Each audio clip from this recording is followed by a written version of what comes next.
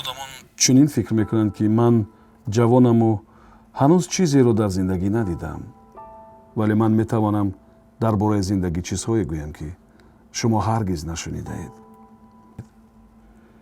То 16 солагӣ намедонистам ки ман хешу табор дорам. оилаи пурра, падару модар, бародари калонӣ, хоҳар дорам. вақте ки синфи нуҳумро хатм кардам, бародарам ба интернат назди ман омад. он вақт ман бори нахуст фаҳмидам ки хешу табор доштам.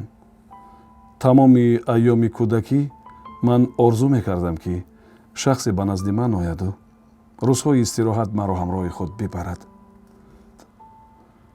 рӯзҳои шанбеву якшанбе бисёриҳоро бо худ мебурданд, тақрибан ҳамаро, вале маро не, то замоне ки ман ба синни 16 солагӣ нарасидам.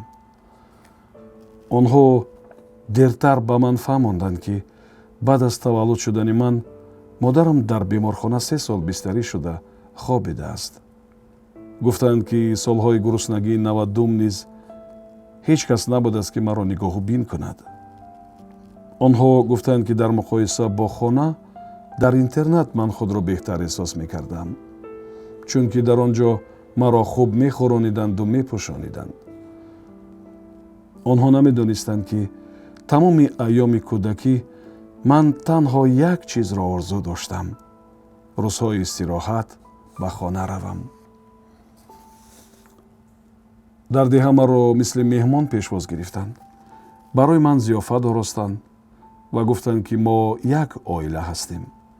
сипас маро ба саҳро барои киштукори замин бурданд. гуфтанд ки писарбача бояд ба падару модараш кӯмак кунад. баъд аз чанд рӯз ман гурехтам, чунки эҳсос мекардам ки ин хонаи воқеӣ нест. албатта ман ин фикрҳоро аз сарам дур кардам ва боз бо модарам робита кардам.